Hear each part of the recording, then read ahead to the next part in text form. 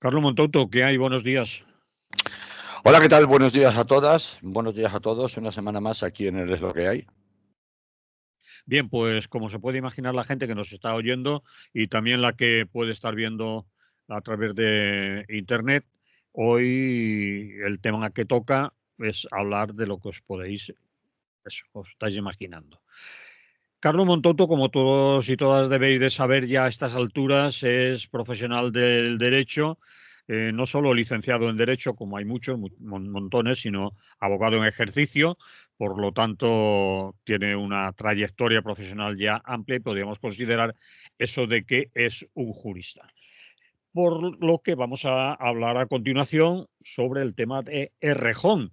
Errejón y el nuevo punitivismo social. Tú dirás, Carlos, por dónde quieres ir y cómo lo quieres enfocar. Pues sí, Manolo, gracias. En el día de ayer, aquí en la emisora, como en otros muchos medios, y por supuesto durante todo el fin de semana, las redes y también algunos medios de comunicación, se ha estado hablando sobre todo de la deriva política del escándalo de Rejón, vamos a llamarlo así mejor, ¿no? Que el caso Rejón que me suena, bueno, pues como una anécdota más, y no lo es. Creo que tiene una trascendencia enorme porque, sobre todo, compele, es decir, afecta no solo a las mujeres, sino principalmente al posicionamiento que a todos los hombres con alguna clase de proyección pública, pues es necesario que hagamos, ¿no? Porque, entre otras cosas, afecta, como digo, a la línea de flotación de la credibilidad de ciertos discursos que podríamos emparentar con una supuesta izquierda o con una supuesta España progresista, y aquellos que creemos en un futuro de justicia social, pues indudablemente nos tenemos que sentir concernidos y es necesario pues, que nos pronunciemos de una manera o de otra. En el día de ayer, como decía, pues los compañeros que estuvieron interviniendo, digo compañeros porque no escuché a ninguna mujer, por lo menos por la mañana. Y me hubiera gustado escucharlas, pero los compañeros que intervinieron para hablar de esto, particularmente en la tertulia, estuvieron, creo que fueron Álvaro González y Barrios. Rafa Rius, ¿no? Junto con Manolo Tocha y desde luego Rafa Cid, pues abordaron esto sobre todo desde el punto de vista de la derivada política, ¿no? De la trascendencia política que esto tenía, en cuanto a la división a la izquierda del Partido Socialista y los intentos de reunificación o reestructuración del espacio en torno de ese espacio político en las instituciones, en torno sobre todo a Izquierda Unida y a Podemos, a quién le venía bien, a quién le venía mal, si a Sumar le quedan 3 telediarios o le quedan 4.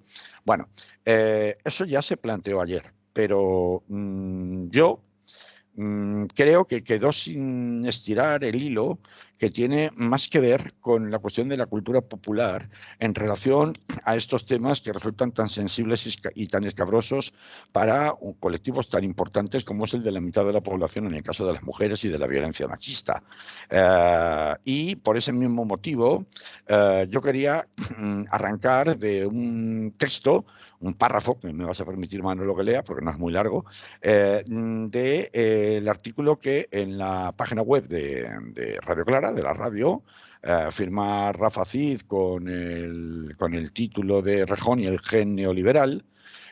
Un párrafo al que se refirió Rafa Cid al final de su intervención en este mismo espacio de Es lo que hay en el día de ayer, y desde a partir del cual yo pretendía arrancar el Es lo que hay como un hilo de continuidad en el día de hoy, ¿no? Decía Rafa Cid en ese artículo, mención aparte merece el hecho de esa migración de culpa de un emisor anónimo a un receptor innombrable.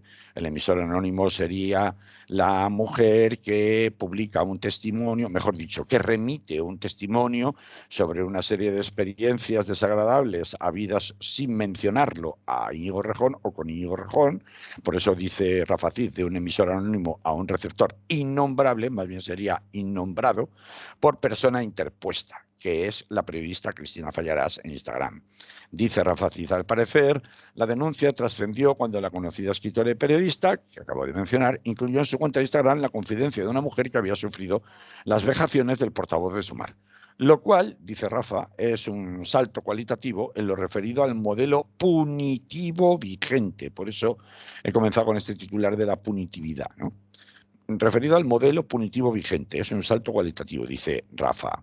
Sobre todo teniendo en cuenta que desde el mismo entorno izquierdista se descalificaba como máquina del fango la imputación judicial a la esposa del presidente del gobierno, Begoña Gómez, por presunta corrupción en los negocios. Si entonces el Mensajero era ninguneado por basarse en recortes de periódicos, recordemos que es más, muy recientemente el juez del Magistrado de la Audiencia Nacional, Santiago Pedraz, ha rechazado la querella del Partido Popular contra el Partido Socialista, precisamente por basarse en recortes de periódicos sobre testimonios anónimos. Dice, continúa o termina Rafa Cid. Hoy el rituiteo casandriano de las fechorías de Rejón obra como el ángel exterminador de la inmoralidad.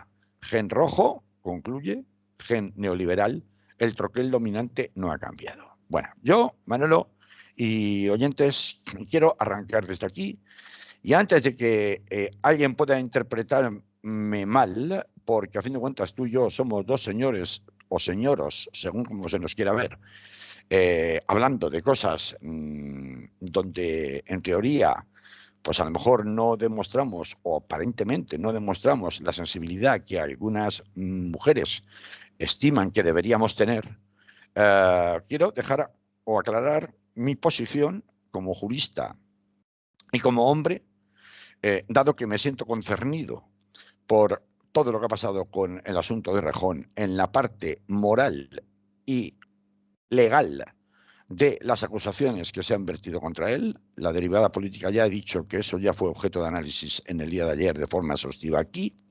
Y quiero empezar señalando, uno, yo creo firmemente, no porque me parezca a nivel de opinión personal, sino porque lo he comprobado profesionalmente durante años y también en mi propio entorno personal, que la violencia machista, estructural y heteropatriarcal existe. Yo no voy a andar con paños calientes. Existe. En múltiples ocasiones, ante incluso compañeras de profesión, mujeres, he tenido que discutir y defender que por muchas imperfecciones que tenga la ley de violencia de género era necesaria. Y que mientras las estadísticas sean tan abrumadoras, por mucho que la ley de violencia de género, porque tenga o genere desviaciones, abusos o aplicaciones erróneas, no por ello, mientras haya unas estadísticas tan abrumadoras de maltrato por parte de los hombres a las mujeres, la ley de violencia de género es necesaria. ¿Ha quedado claro? Lo tengo, yo al menos lo tengo muy claro, lo digo públicamente para que nadie se confunda ni me malinterprete por lo que diré después. Vale. En segundo lugar, si a alguien le toca el culo, un hombre le toca el culo a una mujer en un concierto, una mujer a la que no conoce o acaba de conocer, y que en ningún caso tiene una relación de confianza con ella, ni ha habido ninguna posibilidad de pensar que se han lanzado las señales equivocadas, eso no solamente es reprobable moralmente, sino que constituye con el Código Penal actual un delito de agresión sexual. Lo digo por el testimonio vertido por la víctima del año 2023 en un concierto en Castellón, del que se ha hablado tanto últimamente respecto al tuit que fue borrado. O sea, yo no tengo dudas sobre la naturaleza de los hechos, como espero que todo el mundo le quede muy claro por lo que diré después. Sí, alguien le hace luz de gas, lo que ahora se llama gaslighting en inglés. Se utiliza mucho el término, no lo entiendo porque toda la vida se ha hecho luz de gas. Sí, señor. A otra persona, consistente en, como no accedes a lo que yo quiero, no te hablo, te ignoro, no te devuelvo las llamadas. Cosa que era una de las elementos o cuestión que era uno de los elementos nucleares del testimonio que traslada Cristina Fallarás en su cuenta de Instagram y que da justo lugar a toda la explosión en muy pocos días, en muy pocas horas, que concluye con la dimisión de Rejón y todo lo que ha venido después. Considerar que esto es maltrato psicológico es como poco discutible. Una cosa es la violencia física, el maltrato de obra, que es objetivable, es decir, pues hay un hecho concreto, me ha tocado una parte de mi cuerpo sin mi permiso, me ha violentado, por tanto, ha infringido, se ha saltado mi libertad sexual. En consecuencia, eso es un hecho objetivo. Y otra cosa muy distinta es la interpretación de cuando determinados comportamientos de tipo verbal o incluso ni siquiera de tipo verbal, por acción o por omisión, constituyen un maltrato psicológico. El testimonio de la víctima por sí solo nunca puede ser considerado por sí solo, repito, no digo que no tenga ningún valor, una prueba irrefutable de que ha sentido un maltrato psicológico, porque por esta regla de tres, pondré un ejemplo si se quiere peregrino, pero para que se entienda muy claro, las parejas, estén casadas o no, que conviven y que tienen una discusión fuerte por el motivo que sea y que se pasan 3, 4, 5 días sin hablarse, podrían, o ignorándose el uno al otro, sin contestar, sin contestar a los mensajes, perdón, sin contestar a los mensajes del uno o del otro, etcétera, etcétera, podrían acusarse mutuamente de maltrato psicológico y de gaslighting. Por eso, el maltrato psicológico siempre se tiene que considerar caso a caso. No basta solo con la percepción de la presunta víctima. Y en los tribunales, cuando se habla de maltrato psicológico, evidentemente, como se juzga caso a caso, hay veces en que se condena por maltrato psicológico, no hace falta que haya habido maltrato físico, y otras muchas veces también se absuelve. ¿Por qué? Porque hay caso a caso. Hay que ver el caso a caso. En la denuncia, no denuncia, en el testimonio de esta víctima anónima que dio lugar a través de la cuenta de Cristina Fallarás a todo lo que ha venido después, se hablaba principalmente de gaslighting, es decir, de la luz de gas, como un caso clarísimo de acoso psicológico o de maltrato psicológico. Es por sí solo, sin más detalles, como poco dudoso o discutible. Solo voy a decir eso, no digo que no sea cierto, que no pueda constituirlo, pero hacen falta más cosas para saber si eso era así, se puede categorizar de esa manera o no. Y de la misma forma, también se incluía ahí otro relato que tenía mucho que ver, otro elemento que tenía mucho que ver con esto que estoy diciendo de el valor de los testimonios, en el que ahora me extenderé más.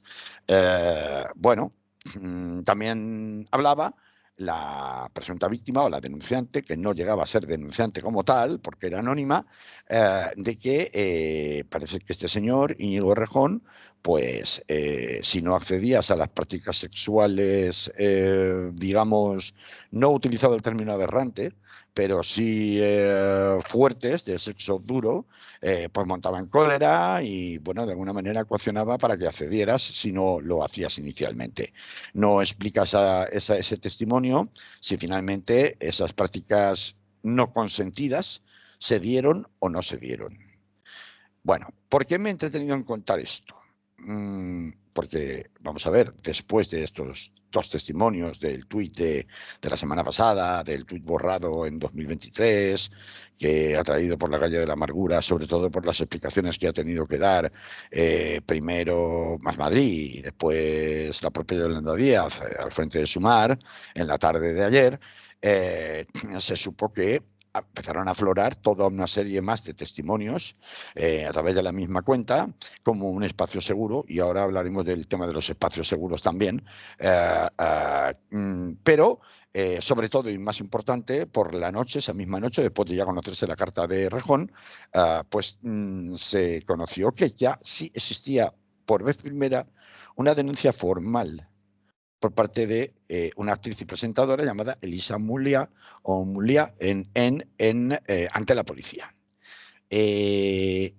A ver, esto es muy importante y yo quiero dejar muy claro por qué hay una diferencia capital y por qué no solo yo, no solo Rafa Cid, también el magistrado Joaquín Bosch se ha pronunciado en el mismo sentido. Sí, los tres somos hombres, ya, los tres somos hombres, pero estoy seguro que también hay mujeres juristas, lo sé porque tengo trato con ellas, porque esta mañana era el tema de conversación entre todos los abogados habidos y por haber, abogados y abogadas. Tenemos una honda preocupación de que se está sustituyendo una justicia formal por una justicia popular, en definitiva por un linchamiento. Ayer, y los linchamientos públicos, me vais a disculpar, son la cosa menos democrática y más antigua y más injusta, por mucho que los que pretenden linchar estén cargados de razones históricas, que haya habido jamás. Fíjate, Manolo, que ayer alguien hizo una pregunta en la tertulia, aquí en el Jure Directe. Mm. No sé quién la hacía porque no fue parece un mensaje en donde preguntaba a los tertulianos si los linchamientos públicos creían que contribuían a la causa del feminismo o si por el contrario la perjudicaban. Me parece que la pregunta fue absolutamente pertinente, por las razones propias del directo y de que estaban los compañeros tratando de reproducir las declaraciones que en ese momento, las explicaciones que se estaban dando por parte de, me parece que era Rita Maestre, Sí. al frente de Más Madrid. La pregunta se quedó sin contestar, pero era otra razón más que abogaba para que yo hoy esté hablando de esta parte de la problemática y no de la otra, que es la de la trascendencia política, como tal en cuanto a política institucional, ¿no? Este es el quid de la cuestión, claro. Porque vamos a explicar algo. Un testimonio de una presunta víctima no es una denuncia. No es una denuncia por muchas razones. Y explicaré por qué. El proceso penal, no en España, sino en todos los estados modernos, es una construcción que el ser humano, las sociedades humanas, al menos las que conocemos, hasta llegar a la conclusión de un Estado de Derecho, ha tardado siglos en construir, para evitar precisamente los juicios sumarísimos o los juicios inquisitoriales, por ejemplo, en la Edad Media. No es un avance por casualidad, ni por ponerse rigurosos, ni porque todos los jueces son machistas y heteropatriarcales. No. El principio penal, de investigación penal, está presidido por dos reglas que cuando los juicios mediáticos o los juicios en las redes sociales se hacen, prescinden abiertamente. Dos reglas principales y dos reglas accesorias. Y voy a explicar claramente por qué existen esas reglas. Y no hace falta ser jurista para entenderlo. Uno es que cualquier principio penal se tiene que regir por el proceso penal, contra quien sea el peor criminal de la historia, un criminal convicto y confeso, se tiene que regir por dos reglas sagradas, que son el principio de audiencia y el principio de contradicción. ¿Qué quiere decir el principio de audiencia? El principio de audiencia es que tiene que tener conocimiento el investigado de por qué hechos se le investiga, de qué hechos se le acusa, qué hechos concretos con detalle, no generalidades o vaguedades. Por tanto, en una denuncia tiene que haber una concreción de fechas, en una denuncia tiene que haber una concreción de lugares, en una denuncia tiene que haber una concreción de algún medio que permita la comprobación de la veracidad de esos hechos que se están denunciando. Eso es el principio de audiencia. Y el principio de contradicción es la posibilidad de defenderte. Es decir, la posibilidad de poder realizar pruebas de cargo, pruebas de descargo, de alegaciones de cargo y de descargo de responsabilidad de la defensa de quien sea, por más criminal, convicto y confeso, execrable, asesino en serie, quien queramos. Esas son las reglas capitales. Luego hay otras, que es el principio de inmediación, el principio de oralidad, que serían más técnicas. Pero estas dos son sagradas. ¿Por qué lo son? Y por qué es un avance, una evolución del ser humano en sociedad. Porque precisamente lo que permiten es evitar los linchamientos, los juicios sumarísimos, los juicios precipitados, sin dar oportunidad a la defensa. Y aquí entramos ya en la cuestión de la punitividad o del punitivismo moderno, entre comillas. Y esto enlaza directamente con todo lo que ha sucedido en las últimas semanas, en los últimos días, sobre todo hasta el fin de semana, hasta que han salido a darse explicaciones por parte de unos y otros, desde el punto de vista de responsabilidad política. La alarma que ya respecto al uso de estas dinámicas a través de los espacios seguros, justificadas por la propia Cristina Fallarás, cuando abre en 2018, en estos últimos días ha salido mucho en televisión, más que lo que salía en mucho tiempo, cuando antes estaba en los platós de televisión como tertuliana cada 2 por 3. Y desde la caída en desgracia, vamos a decirlo así, desde el punto de vista mediático de Podemos, desapareció fulminantemente de todos los platos de televisión. Bueno, la aplicación que ahora que ha vuelto si no a los platos, sí a las cámaras de televisión, Cristina Fallarás, dio estos días sobre la apertura de esa cuenta llamada Cuéntalo, que es un poco una especie de espejo de las campañas del Yo sí te creo y del Me Too norteamericanas de mitades de la década pasada, a partir de 2018-2019, es que la denuncia en un juzgado o una comisaría, por muchos protocolos que haya de asistencia y acompañamiento a las víctimas, no eran realmente ni seguras ni eficaces para la mayoría de las víctimas, y que la mayoría de las víctimas solo se sentían seguras desde el anonimato a la hora de poder hacer públicos lo que estaban sufriendo de violencias machistas por parte, en esa cuenta de Instagram. Yo me tomé el tiempo el sábado de leer como 30 o 40 testimonios que aparecen ahí, y ahí se refieren, por ejemplo, también en el ámbito político, no solamente a Rejón, sin nombrarlo, porque no se nombra con nombre y apellidos a nadie, entre otras cosas para evitar posibles querellas por calumnias o por injurias por parte de los supuestamente mencionados, ¿no? en esos testimonios. Y leyéndolo me di cuenta de que había testimonios pues que por su crudeza pues a mí me resultaban desde fuera, solo con esos datos que se cuentan, bastante verosímiles. Repito, no solamente eran otro Rejón, también salían salpicado un concejal de la CUP en Cataluña, salía salpicado, creo que es un diputado autonómico de Extremadura del PSOE, salían más personas. Pero había testimonios en donde la calificación incluso como de los hechos que se testimoniaban como reprobables moralmente serían discutibles, otros en donde no había ninguna duda de que eran absolutamente reprobables y de perseguirse penalmente seguramente y confirmarse que fueran ciertos, pues acabarían en una condena. Y otros en donde incluso hay uno que se refiere a Rejón, durísimo, bueno, no lo dicen expresamente, pero se sobreentiende que es sobre él, durísimo, que parece tan guionizado como está contado, que no sé hasta qué punto es una fantasía adornada o es un hecho real, como tal y tal cual lo cuentan ahí.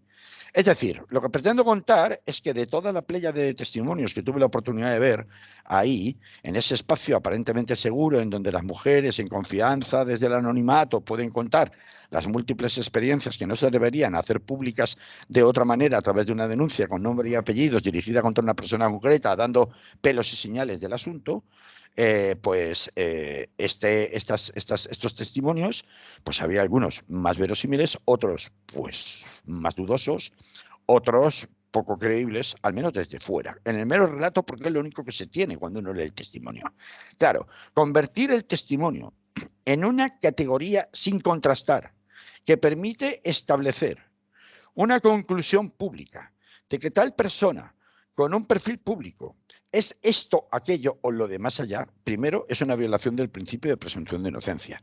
Y segundo, no tiene ningún tipo de garantías de ninguna clase respecto a la conclusión que se obtiene. Y ahora voy a dar un salto más para allá. Alguien me va a decir enseguida, ya, pero es que Rejón reconoció los hechos. Eso te iba No, a decir. Eso te claro, iba a decir. claro, claro, claro, claro. Pero es que Rejón no reconoció como tal los hechos.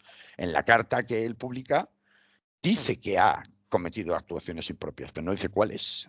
No sabemos si se refiere a Elena Muliá, si se refiere a lo que cuenta, a lo que se cuenta en los testimonios de Instagram, o a qué exactamente se refiere por su propia boca. Sí que es verdad, y de hecho lo confirmó ayer por la tarde en rueda de prensa Yolanda Díaz, que al día siguiente de conocerse o trascender la publicación en el canal de Instagram de Cristina Fallarás, este testimonio que antes he mencionado, ella dice que habló con él por teléfono, porque estaba de viaje, y que a él le reconoció esos hechos concretos como ciertos. Pero esto lo ha dicho Yolanda Díaz. Él no lo ha dicho.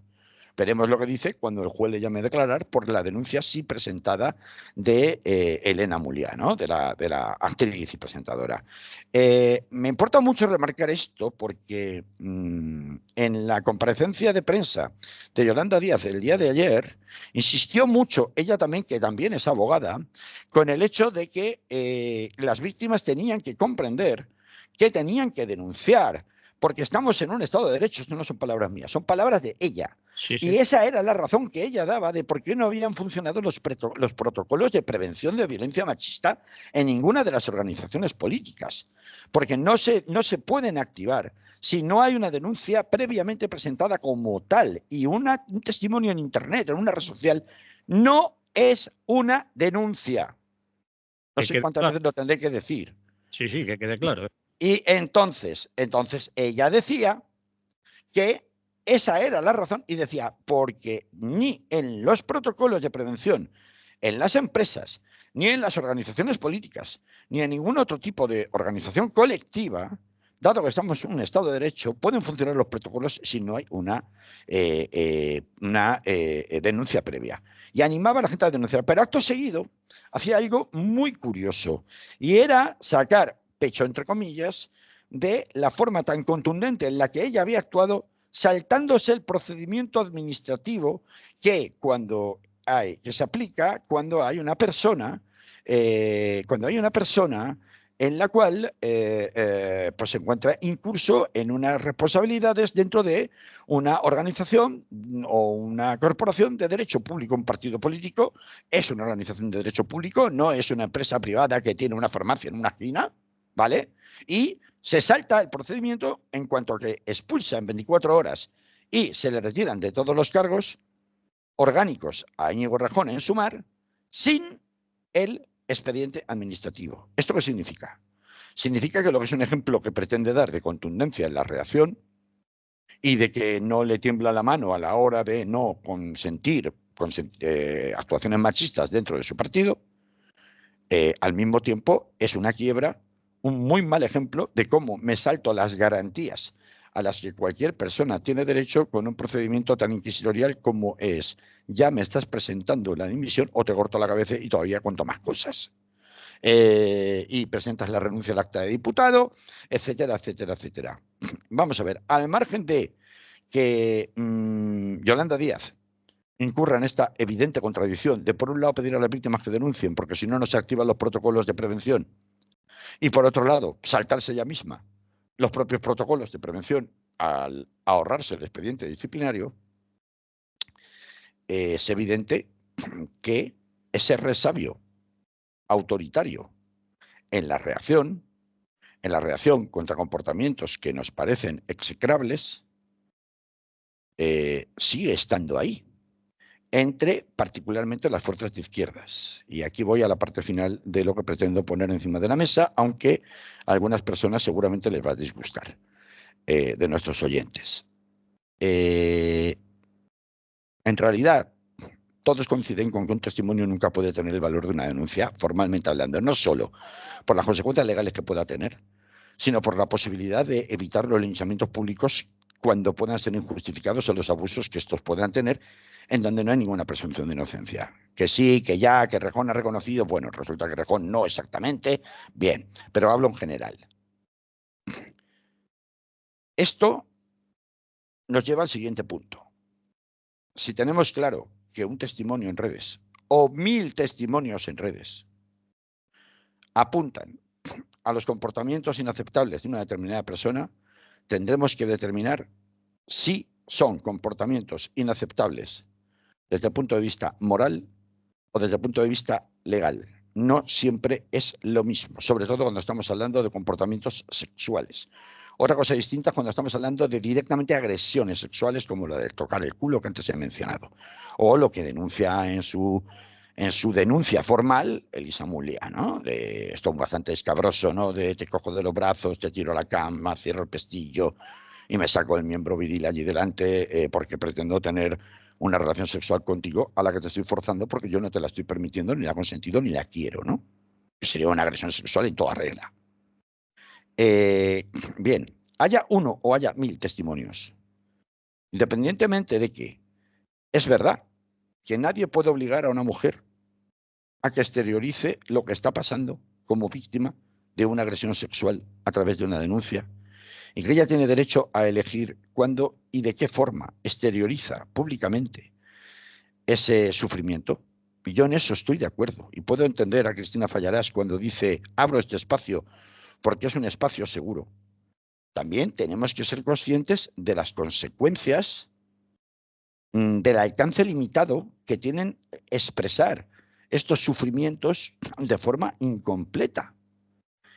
Y apuntar esto en el sentido de evitar los linchamientos públicos, precipitados o no, no puede suponer en ningún caso a quien lo mencione la acusación ni de mansplaining, que es muy frecuente en los debates públicos cuando se entra en estas matizaciones, ni tampoco de blanqueamiento de las actitudes machistas, ni de Rajón, ni de nadie.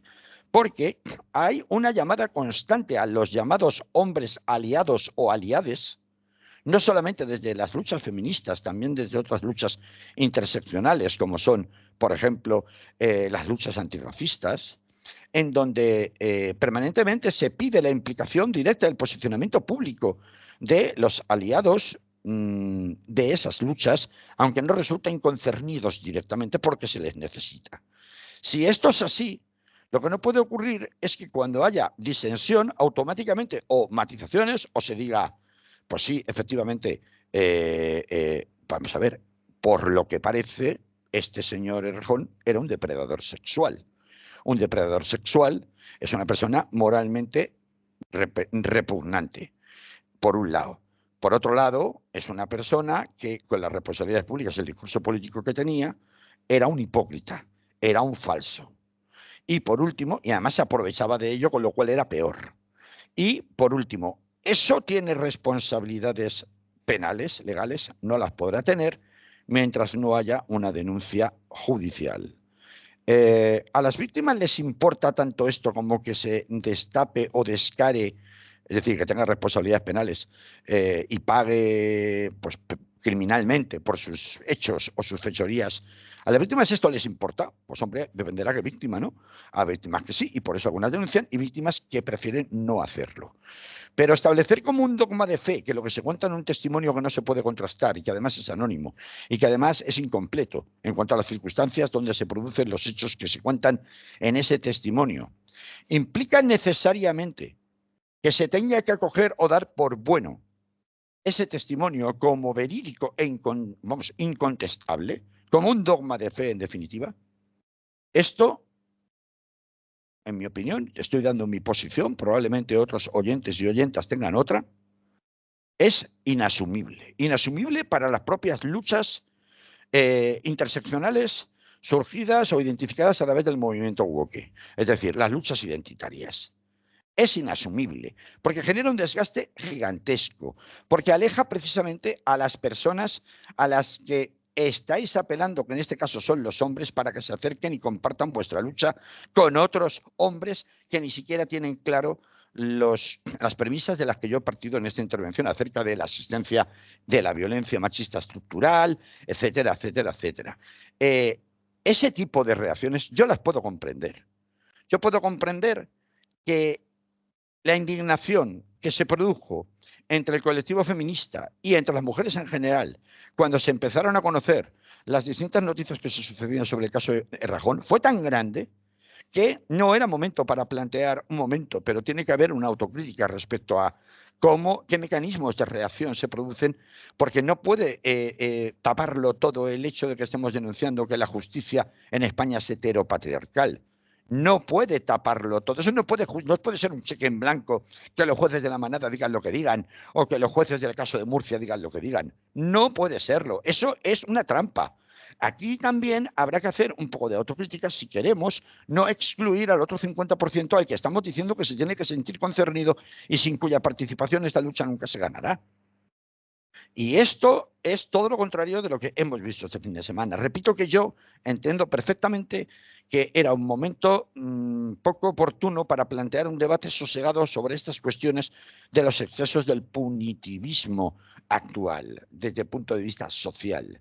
Entiendo que esto implicaría tener que replantearse de una manera mucho más profunda cuestiones o mantras como el yo te creo. A ver, el yo te creo es una cosa. Te voy a preguntar eso. ¿No te vale el yo te creo, compañera? Yo te creo. A mí no me vale. No, o sea, no me vale, a ver, me puede valer desde el punto de vista que yo puedo tener una opinión personal, como extraí con distintas conclusiones cuando me leí 30 40 testimonios de la cuenta de Cristina Fallarás. Pues unos obtuve una conclusión, de otros obtuve otra, otros no podía pronunciarme, otros estuve, bueno, pues sacando una conclusión propia, porque para eso cada persona tenemos nuestro propio juicio crítico, ¿no? Pero lo que no me vale es para obtener de ello, de mi opinión, yo a ti sí te creo, porque si tú las cuentas será por algo que, oye, a las mujeres estas cosas no las cuentan. Ya, amor, ya. Pero vamos a ver, ahí vamos a ver, claro que las mujeres estas cosas no las cuentan si no les ha pasado nada. Pero todas las personas, mujeres y hombres, cuando hacemos un relato, pues podemos adornarlo más, podemos adornarlo menos, a veces inconscientemente podemos cometer errores en lo que estamos contando, porque esto, hombre, lo veo todos los días en los juicios, para preguntar a testigos, a preguntar a las partes implicadas.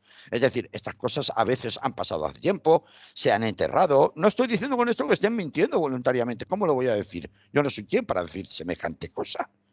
Lo que estoy diciendo es que no ofrece garantías, como para sacar una conclusión pública que permita un linchamiento generalizado de alguien. No, un testimonio, si no se puede contrastar, tiene un valor estrictamente eso, testimonial. Y como tal testimonio, yo me lo creeré o no me lo creeré. Y estaré 100% seguro, pero por intuición, no porque haya hecho ningún juicio de comprobación personal para verificar si efectivamente eso que se ha contado ha sido como se ha contado. Claro, si llego a este extremo, pues como cada persona podría obtener una conclusión, pero esa conclusión es subjetiva, es mía, no está contrastada y por tanto no puede servir como un dogma de fe para obtener una consecuencia, que es lo que ha pasado en una sociedad que en estos temas y en particular la izquierda se ha vuelto absolutamente hipócrita porque además hay otra serie de dinámicas coactivas en el mundo de las luchas feministas y antirracistas que tienen que ver con el llamado efecto colmena, es decir, discuto contigo y como no nos ponemos de acuerdo en argumentos, lo que hago es que te etiqueto en un muro donde haya mucha gente que piensa exactamente igual que yo para que vayan todos corriendo a atacar en bloque, en grupo, de una manera colectiva durante días a esa determinada persona que está disintiendo. Bueno, estos son dinámicas que se están utilizando y de las que nunca queremos hablar. Y yo, de hecho, es más, no pensaba ni hablar de esto hoy. Pero luego he dicho, vale, no deberías hablar de esto porque no es el momento que las cosas están muy calentitas. Y va a haber mucha gente que se va a indignar y va a decir, ya estamos poniendo a las víctimas en el disparadero, los hombres siempre decís que las víctimas son que al final las responsables son las mujeres, cuando en lugar de eso lo que tenéis que hacer era poner las víctimas lo primero. No, no.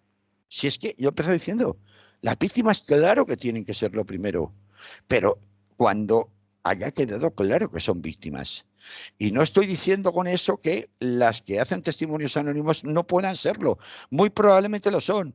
Y que también he dicho, tienen la libertad de decidir no exteriorizarlo públicamente de otra manera. Lo que estoy diciendo es que una cosa es prestar un testimonio y otra cosa es obtener una consecuencia en bloque cuando ese testimonio no se puede contrastar por la forma en que la presunta víctima ha elegido exteriorizarlo. Eso es lo que estoy diciendo.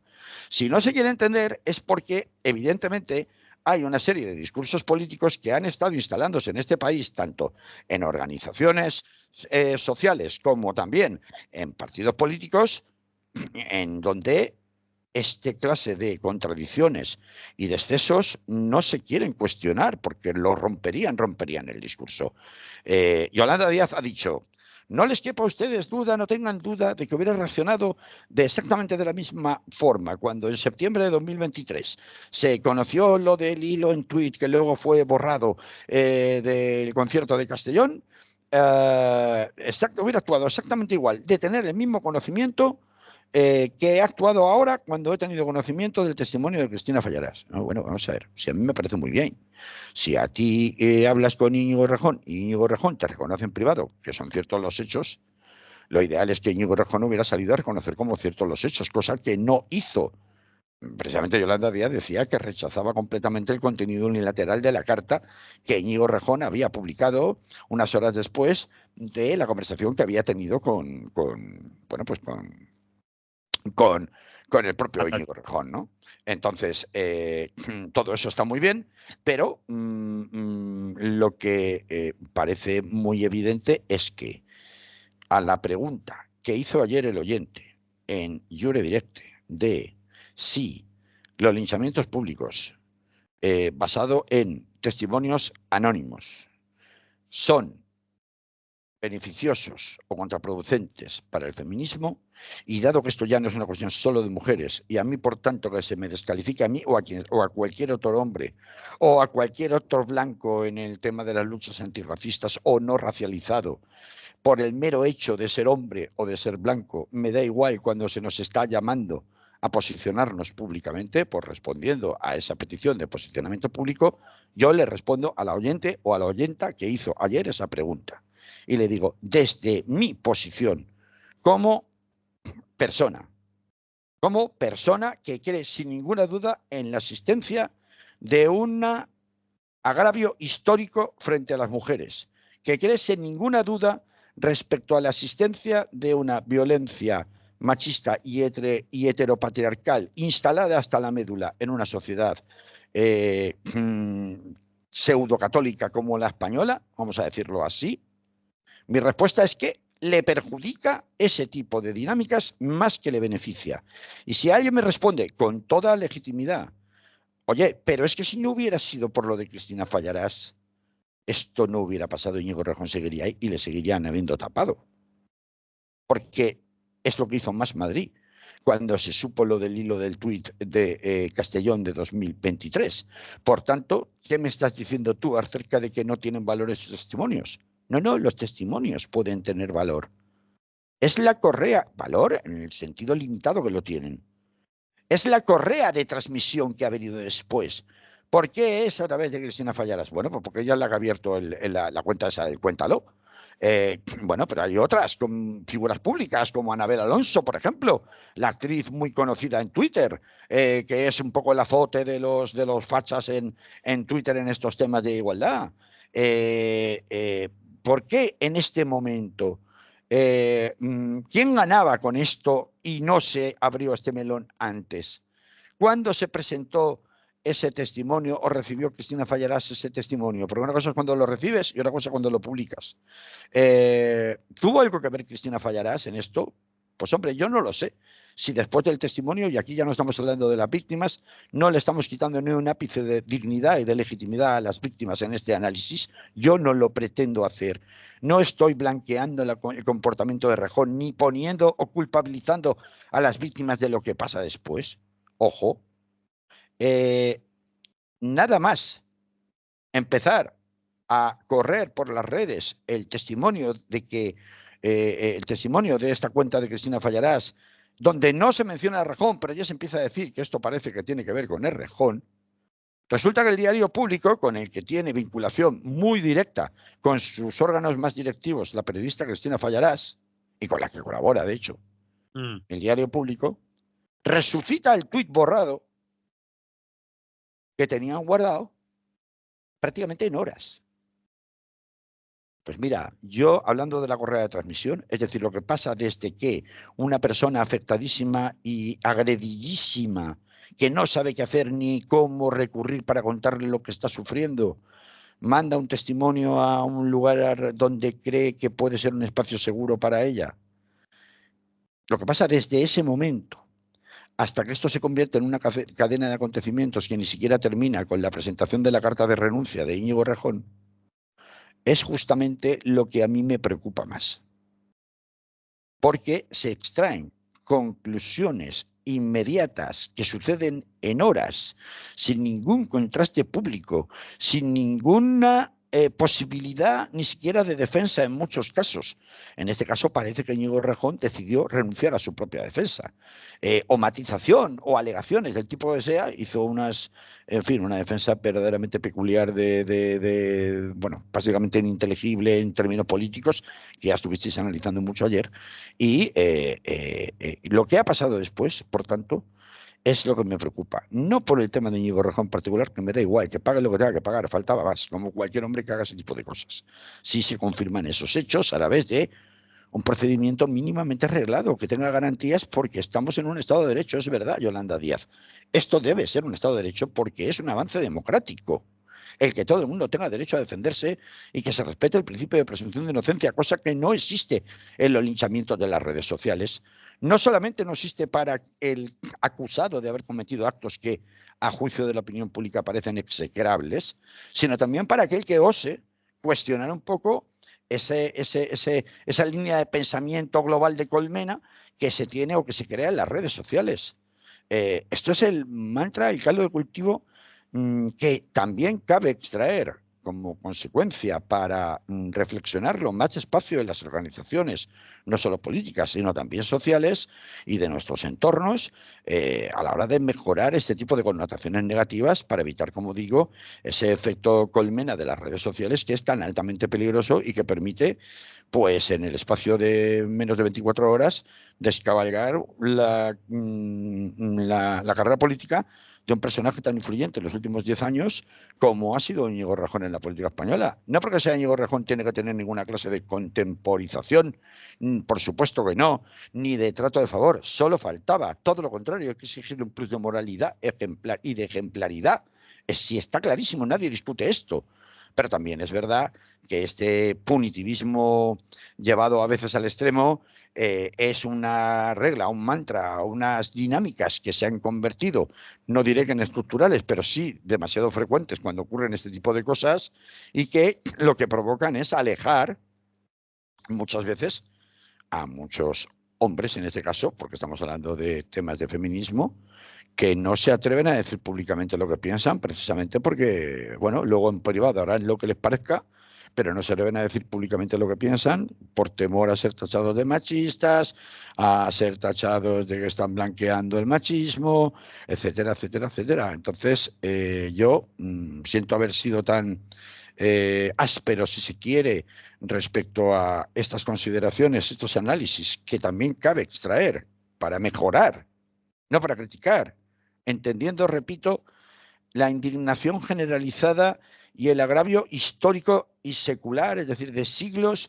que muchas mujeres tienen pues interiorizado y que estalla en forma airada en momentos tan especiales como el que hemos vivido estos últimos días con Íñigo Rejón. Pero entendiéndolo, mi llamada es a una reflexión general que es la misma que nos hacemos muchos juristas, en el sentido de decir, se nos está yendo de las manos, señoras, señores, esto hay que controlar un poco, porque puedes tener toda la razón del mundo, pero, a ver, cuando ya te saltas sistemáticamente la presunción de inocencia, cuando ya te haces juicios sumarísimos en 24 horas, caray, no hemos avanzado siglos y siglos de luchas intestinas para construir un mínimo Estado de Derecho con unas mínimas garantías para todos los ciudadanos, para que ahora, a través de las dinámicas propias de las redes sociales y de determinadas luchas concretas, salte todo por los aires. Esto tampoco puede ser. Y eso es un poco, pues, bueno, pues, hasta donde a mí me alcanza, en mi modesta opinión, basada en mi experiencia profesional, la llamada de atención en paralelo o complementaria a las muchas reflexiones y con muchos más perfiles que estuvieron haciendo los compañeros aquí en la emisora en el día de ayer. Bien, Carlos.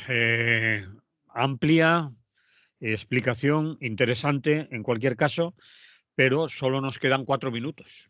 Ya me lo suponía. Pues ahora, ¿qué hacemos? Te pregunto, ¿quieres en 4 minutos hablar de Donald Trump y el Showtime del Madison Square Garden? 4 minutos, Carlos, 4 minutos. No, menos, porque no me daría tiempo a todo. Pues Pero, sin, a ver, espera que ponga un poquito de música, aunque sea vale, una rafaguita, pon una rafaguita, sí. porque si no, la Y gente. esto como mero postre, como propinilla. Vale. A ver, vamos con Donald Trump y el El Madison. Showtime, ¿no? El Showtime, el tiempo de espectáculo, el Showtime. espectáculo. Vale. Tan neoyorquino, ¿no? Tan esto. Bueno, el pasado fin de semana, ¿sabes? Queda una semana para las elecciones en Estados Unidos. Sí, Justo una semana, son el martes que viene. sí. Y bueno, a mí me hace. No creo que haga falta ni siquiera perder el tiempo, que tengo muy poquito para explicaros a todos por qué son tan importantes estas elecciones a nivel global, a nivel mundial, desde el precio del petróleo, a las guerras en Medio Oriente y en Ucrania, al coste del nivel de vida, a todo, afecta a todo. Vale, no hace falta ni explicarlo. Muy bien. Este fin de semana, coincidiendo con un repunte de las encuestas del propio Donald Trump por encima de Kamala Harris, aunque sea muy ajustado, hay que explicar que estas encuestas son un poco delicadas porque el sistema electoral en Estados Unidos, esto lo cuento muy rápido, depende de un censo, aquí también, ¿verdad? Porque también tienes que estar inscrito en el censo para poder votar, pero allí efectivamente casi que elección por elección tienes que votar. Entonces, si tú has votado las veces anteriores en una circunscripción mayoritariamente demócrata, salvo que tú expreses lo contrario y te quieras registrar como votante potencialmente republicano, a ti se te cuenta como votante demócrata. Y lo mismo para los republicanos. ¿Qué ocurre, sin embargo, cuando te cambias de casa, o te cambias de condado, o te cambias de estado? Pues que entonces te llaman independiente. Por ejemplo, en Florida, que es un estado muy importante, con el que yo tengo ahora bastante información de primera mano de lo que está pasando allí, ya lo he contado alguna que otra ocasión, pues resulta que los sondeos dan con un 52% de predicción la victoria de Donald Trump frente a un 30 y tantos por ciento de Kamala Harris. No recuerdo ahora el dato, pero creo que son 32 o 34. Pero, amigo, es que resulta que hay un 19 o un 20% que puede inclinar la balanza completamente de los llamados independientes. Es decir, gente que no tiene ninguna significación política y que no ha querido significarse cuando hace el proceso de registro para poder tener derecho a votar. Y este es el quid de la cuestión. Por tanto, estas encuestas hay que tenerlas muy en duda, dado además que el margen que tienen es muy ajustado en este momento entre los dos. Claro, este pasado domingo aparecía, y como me queda muy poquito tiempo, abrevio mucho, Mucho, mucho. un artículo en El País que de uno de los grandes pesos pesados históricos que quedan del grupo Prisa en el país, que es Joaquín Estefanía, editorialista en todas muchas cosas, y el artículo tenía un título que a mí me encantaba, porque es que es algo que vengo sospechando desde hace mucho tiempo. Estados Unidos, decía este Joaquín Estefanía en El País, el gran capital que apoya a Trump considera prescindible la democracia. Este es el quid de la cuestión. Ya he contado yo en algunas ocasiones cómo en el proyecto capitalista que prescinde ya de la democracia con Donald Trump, por eso Donald Trump repite constantemente que es el Salvador y que ya no hará falta volver a pasar por todas estas porquerías de la democracia actual en Estados Unidos y que ya no hará falta incluso ni llegar a volver a votar, ¿no? Bueno, pues está detrás el proyecto 2025 de la Fundación Heritage, cuyo proyecto está ya pautado cómo tomar el control partidista de las distintas instituciones, reducir drásticamente las regulaciones medioambientales, los recortes fiscales, el proteccionismo, la promoción de la pena capital y la reducción del pequeño estado de bienestar estadounidense, la eliminación del Medicaid y el Medicare, ¿no? Esto no es nuevo. Desde el año 2008, cuando la crisis inmobiliaria, el gran capital ya decidió que el estado del bienestar se había acabado. Y el primer estado del bienestar, el gran botín de guerra que se iban a cobrar, era el estado de bienestar de los europeos. A partir de ese, porque era el más importante y el más blindado, con todas las regulaciones de la Unión Europea. Y a partir de ese momento hubo una guerra sin cuartel, se exportó la crisis inmobiliaria e hipotecaria a Europa y eso provocó los famosos rescates que estuvimos pagando durante toda la década pasada, los hombres de negro, la troika, etcétera, etcétera, si recordamos bien. Bueno, pues ahora ya está encima de la mesa. A una semana vista, lo que tenemos son grandes espectáculos de mentiras constantes y de cosas imposibles de cumplir, a los que a la gente le importa un pimiento que no se puedan cumplir, porque al final a lo que se ha convertido la política es en un seguimiento mesiánico de un caudillo o líder, y esto es a lo que juega y a lo que ejerce, y en claro concepto del espectáculo mediático. Por eso Donald Trump, que no tiene ninguna posibilidad de ganar en el estado de Nueva York, que es tradicionalmente demócrata, concentra, mete 20.000 personas y hace un llenazo apoteósico en el legendario Madison Square Garden de la Gran Manzana, lo hace porque sabe que uno quiere plantar la bandera en territorio enemigo y dos, porque sabe que al final todo esto va acompañado de los votos para la Cámara de Representantes. Es que resulta que también hay elecciones en Estados Unidos la semana que viene a la Cámara de Representantes, donde republicanos y demócratas están siempre muy cerca. Por mucho que Donald Trump gane, todos estos planes del proyecto 2025, si es que ganará, son muy difíciles de cumplir si no tiene a su disposición los votos de la Cámara de los Representantes, lo que sería el Congreso, y después del Senado. Así que así de cerca estamos en el momento de comprobar si realmente el capitalismo, de gente como Elon Musk, por poner un ejemplo, que tiene clarísimos ya desde hace 20 años que puede prescindir de la democracia, que ya la democracia es un estorbo y por tanto no le interesa los fines, y que lo que tiende es claramente hacia una autarquía, para lo cual necesita un líder, un salvador, un caudillo, es decir, un personaje autoritario que como tal dirija al pueblo, pero prescindo, ya no me hace falta la democracia, se va a acabar saliendo esa tendencia 20 años después con la suya en el país más poderoso del mundo, o por el contrario, la reclamación, porque la mayoría de la gente que va a votar a Kamala Harris está diciendo que no quiere, que vamos a ver, que lo que vota es para salvar la democracia, no porque sea Kamala Harris, sino contra Donald Trump. Y esos son instrumentos que muchas veces funcionan. Por tanto, si esta batalla respecto de la democracia como la conocíamos va a caer de un lado o va a caer de otro y esto va a ser definitivo o no va a ser definitivo, pues el próximo martes tenemos más tiempo y oportunidad de hablar, porque es cuando se celebrarán las elecciones y empezaremos poco a poco a conocer cuál es finalmente el desenlace. Muy Así que bien, hasta aquí llegué. vale, nos vamos, que nos echan. Pues Nos sí, vemos, como tú dices, la semana que viene. Hasta entonces, eso es. pórtate bien, que vaya bien. Muy bien. Un saludo a todas y a todos con mucho cariño, con mucho respeto. ¿Vale? Hasta la semana que viene.